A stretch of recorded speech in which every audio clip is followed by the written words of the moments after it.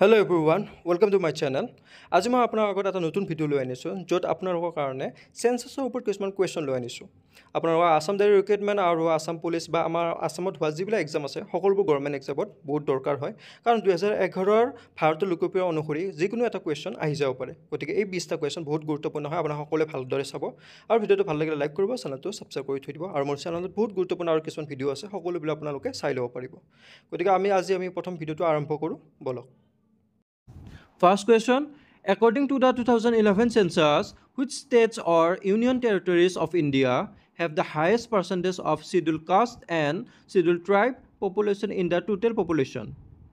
2011 চনৰ লোকপিয়ল অনুসৰি ভাৰতৰ কোনবোৰ ৰাজ্য কেন্দ্ৰীয় শাসিত অঞ্চলত মুঠ জনসংখ্যাৰ ভিতৰত অনুসূচিত জাতি আৰু অনুসূচিত জনজাতিৰ জনসংখ্যা শতকৰা হাৰ সৰ্বাধিক? ইয়াৰ শুদ্ধটো হ'ব option C Punjab and Lakshadweep. ইয়াৰ শুদ্ধটো হ'ব option C Punjab and Lakshadweep.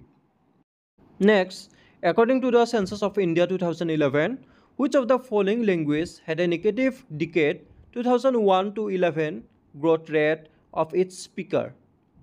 ভাৰতৰ লোকপিয়ল 2011 অনুসৰি তলৰ কোনটো ভাষাৰ দশকত 2001 পৰা 11লৈ বৃদ্ধিৰ হাৰ ঋণাত্মক আছিল ইয়াৰ বক্তাসকলৰ? ইয়াৰ শুদ্ধটো হ'ব অপশ্যন বি উৰ্দু। ইয়াৰ শুদ্ধটো হ'ব option B Urdu. Next, according to the census of India 2011, after হিন্দীৰ পাছত which of the following language is spoken by the largest number of people in India? হিন্দীৰ পাছত কোনটো লেংগুৱেজ সবতছে বেছি কৈছিল? হিন্দীৰ পিছত 2011 চনৰ ভাৰতৰ লোকপিয়ল অনুসৰি তলৰ কোনটো ভাষা ভাৰতৰ সৰ্বাধিক লোকে কয় হিন্দীৰ পাছত? তো কোনটো কয়? ইয়াৰ শুদ্ধটো হ'ব অপশ্যন এ বেংগলী। 2011 লোকপিয়ল অনুসৰি হিন্দীৰ পিছত সবতছে বেছি ভাষা বেংগলী কোৱা হৈছে। Next, according to the census of India 2011, what was the most popular source of drinking water by more than of the households? ভাৰতৰ লোকপিয়ল 2011 অনুসৰি ঘৰতকৈ অধিক লোকে খোৱা পানীৰ আটাইতকৈ জনপ্ৰিয় উৎস কি আছিল? ইয়াৰ শুদ্ধটো হ'ব অপশ্যন ডি হেণ্ডপাম্প। আটাইতকৈ জনপ্ৰিয় উৎস কি আছিল? হেণ্ডপাম্প মানে দমকল। Next, during whose tenure was the census completed for the first time in India? কাৰ কাৰ্যকালত ভাৰতত প্ৰথমবাৰৰ বাবে লোকপিয়ল সম্পূৰ্ণ হৈছিল? ইয়াৰ শুদ্ধটো হ'ব অপশ্যন এ লৰ্ড মায়ো। লৰ্ড মায়োৰ কাৰ্যকালত ভাৰতত প্ৰথমবাৰৰ বাবে লোকপিয়ল সম্পূৰ্ণ হৈছিল। Next, according to 2011 census, which state of India has recorded the highest percentage growth in population? 2011 চনৰ লোকপিয়ল অনুসৰি ভাৰতৰ কোনখন ৰাজ্যই জনসংখ্যাৰ শতকৰা হাৰত সৰ্বাধিক বৃদ্ধি পাইছিল? ইয়াৰ শুদ্ধটো হ'ব অপশ্যন এ মেঘালয়। মেঘালয় ৰাজ্যই জনসংখ্যাৰ শতকৰা হাৰত সৰ্বাধিক বৃদ্ধি পাইছে। এই ইম্পৰ্টেণ্ট লিষ্টখন চালে আপোনালোকে সকলোৱে গম পাব যে কোনখন ৰাজ্যত আটাইতকৈ বেছি পাৰ্চেণ্টেজ আছে।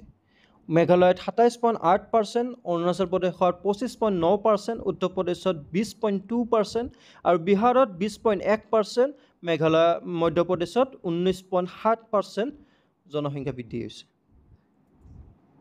Next, according to the census of India 2011, which of the following states has the highest absolute number of people living in rural areas? Rural area গাঁও পঞ্চায়ত এৰিয়াবিলাকত কথা সুধিছে। 2011 চনৰ ভাৰতৰ লোকপিয়ল অনুসৰি ভাৰতৰ কোনখন ৰাজ্যত গ্ৰাম্য অঞ্চলত বাস কৰা লোকৰ সংখ্যা সৰ্বাধিক? ইয়াৰ শুদ্ধটো হ'ব option D Uttar Pradesh. Next, according to the 2011 census, the number of villages in India is located among 2011 চনৰ লোকপিয়ল অনুসৰি ভাৰতৰ গাঁৱৰ সংখ্যা সুধিছে। ইয়াৰ শুদ্ধটো হ'ব অপশ্যন এ 6,40,000 আৰু 6,50,000। ইয়াৰ শুদ্ধটো হ'ব অপশ্যন এ 6,40,000 এণ্ড 6,50,000 গাঁৱৰ সংখ্যা। Next, according to the 2011 census, which city of India has the highest population? 2011 চনৰ লোকপিয় অনুসৰি ভাৰতৰ কোনখন চহৰত সৰ্বাধিক জনসংখ্যা? ইয়াৰ শুদ্ধ হ'ব অপশ্যন বি মুম্বাই। 2011 চনৰ লোকপিয় অনুসৰি ভাৰতৰ মুম্বাই চহৰত সৰ্বাধিক জনসংখ্যা। Next, according to the 2011 census, what percentage of the geographical area of Madhya Pradesh is forest area? 2011 চনৰ লোকপিয় অনুসৰি মধ্যপ্ৰদেশৰ ভৌগোলিক এলেকাৰ কিমান শতাংশ বনাঞ্চল? ইয়াৰ শুদ্ধ হ'ব option C 30.72, 30.72. Next, according to the 2011 census, which is the union territory with the highest decadal population growth? 2011 চনৰ লোকপিয় অনুসৰি দশকীয় জনসংখ্যা বৃদ্ধিৰ সৰ্বাধিক কেন্দ্ৰীয় শাসিত অঞ্চল কোনখন?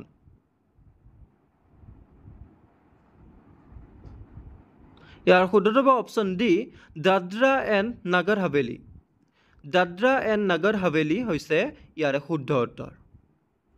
Next, what was the level of urbanization percentage in India's total population of 121 crore in census year 2011? 2011 চনৰ লোকপিয় বৰ্ষত ভাৰতৰ মুঠ জনসংখ্যা 121 কোটিৰ ভিতৰত নগৰীকৰণৰ মাত্ৰা শতাংশ কিমান আছিল? ইয়াৰ শুদ্ধ হ'ব অপশ্যন ডি 31.15%, 31.15% ইয়াৰ নগৰীকৰণৰ মাত্ৰা আছিল, শতাংশ আছিল। Next, the 2011 census divided India's working population into 4 major categories. Which of the following is not one of them? 2011 চনৰ লোকপিয়লত ভাৰতৰ শ্ৰমিক জনসংখ্যাক 4টা প্ৰধান ভাগত ভাগ কৰা হৈছিল, তলৰ কোনটো তাৰ ভিতৰত কোনটো নহয়? ইয়াৰ শুদ্ধ হ'ব অপশ্যন বি ডমেষ্টিক ৱৰ্কাৰ্ছ। তাৰ ভিতৰত কোনটো নহয়? Option B domestic workers. Next, according to the census of India 2011, after Hindi, which of the following language is spoken by the largest number of people in India? ভাৰতৰ লোকপিয় অনুসৰি 2011 চনৰ হিন্দীৰ পিছত তলৰ কোনটো ভাষা ভাৰতৰ সৰ্বাধিক লোকে কয়? ইয়াৰ শুদ্ধ হ'ব অপশ্যন এ বেংগলী। ভাৰতৰ লোকপিয় অনুসৰি 2011 চনৰ হিন্দীৰ পিছত বেংগলী ভাষাটো ভাৰতৰ সৰ্বাধিক লোকে কয়। Next, according to census of India 2011, which of the following states, unions, territories has the highest sex ratio in rural areas? ভাৰতৰ লোকপিয় 2011 অনুসৰি তলৰ কোনখন ৰাজ্যৰ কেন্দ্ৰীয় শাসিত অঞ্চলত গ্ৰাম্য অঞ্চলত লিংগ অনুপাত সৰ্বাধিক? ইয়াৰ শুদ্ধ হ'ব অপশ্যন এ কেৰালা। ক'ত সৰ্বাধিক হয় লিংগ, ক'ত অনুপাত সৰ্বাধিক হয়? কেৰালাত হয়। কেৰালা, ইয়াৰ শুদ্ধ হ'ব option A Kerala. Next, according to the provisional population total of 2011 census, what is the percentage of rural child population in the total child population of the country in India?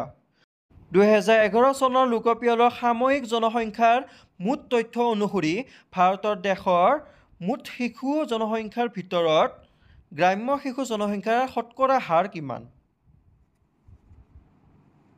ইয়াৰ শুদ্ধ হ'ব অপশ্যন বি 74.05%। ইয়াৰ শুদ্ধ উত্তৰ option B 74.05%। Next, according to 2011 census, what is the annual growth rate in India population from 2001 to 2011?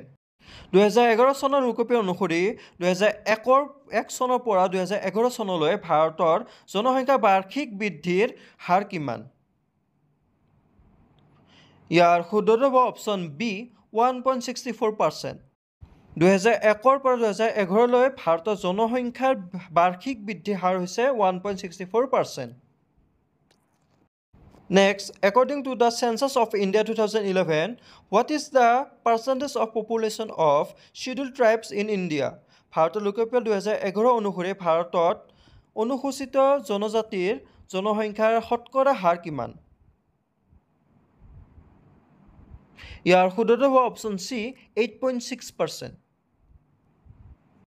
Next, according to the 2011 census, India's share in the total world population is approximately 2011 চনৰ লোকপিয়ল অনুসৰি বিশ্বৰ মুঠ জনসংখ্যাত ভাৰতৰ অংশ আনুমানিক ভাৰতৰ সংখ্যা আনুমানিক হিচাপে সুধিছে ইয়াৰ শুদ্ধটো হ'ব অপশ্যন চি 17.5%.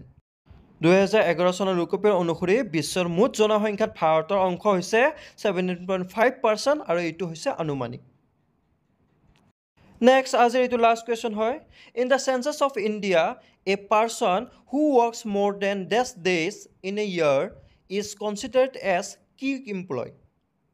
ভাৰতৰ লোকপিয়লত বছৰত 10 দিনতকৈ অধিক কাম কৰা ব্যক্তিক মূল কৰ্মচাৰী বুলি গণ্য কৰা হয় কিমান দিন কাম কৰিলে ভাৰতৰ লোকপিয়ল অনুসৰি আৰু বছৰত কিমান দিন কাম কৰিলে সেই ব্যক্তিজনক মূল কৰ্মচাৰী বুলি গণ্য কৰা হয় ইয়াৰ শুদ্ধটো হ'ব অপশ্যন ডি 183 দিন 183 দিন যদি বছৰত যদি 183 দিন কাম কৰে এজন ব্যক্তিয়ে সেই ব্যক্তিজনক মূল কৰ্মচাৰী বুলি গণ্য কৰা হ'ব তো আজিৰ এই 20টা কুৱেশ্যন বহুত গুৰুত্বপূৰ্ণ হয় কাৰণ এক্সামত আপোনালোকৰ এই 20টা চেঞ্চাছৰ ওপৰত এটা হ'লেও আহিবই 2011 চেঞ্চাছৰ এই 20টা কুৱেশ্যন মই দিছোঁ ইয়াৰ ভিতৰত এটা হ'লেও আহিবই গতিকে আপোনালোকে সকলোৱে ভালদৰে ভিডিঅ'টো চাব আৰু ভিডিঅ'টো ভাল লাগিলে লাইক কৰিব আৰু চেনেলটো ছাবস্ক্ৰাইব কৰিব আৰু ভিডিঅ'টো শ্বেয়াৰ কৰিব আৰু কোনে কেইটা পাৰিলে সেইটো মোক কমেণ্ট ছেকশ্যনত জনাব 20টাৰ ভিতৰত কোনে কেইটা পাৰিলে সেইটো মোক কমেণ্ট ছেকশ্যনত জনাব আৰু এনেকুৱা ধৰণৰ নতুন নতুন টপিক পাই থাকিলে সকলোৱে মোৰ চেনেলটো ছাবস্ক্ৰাইব কৰি থৈ দিব তো আজিৰ ভিডিঅ'টো সামৰিলোঁ নেক্সট আৰু নতুন টপিকৰ ওপৰত আপোনালোকক লগ পাম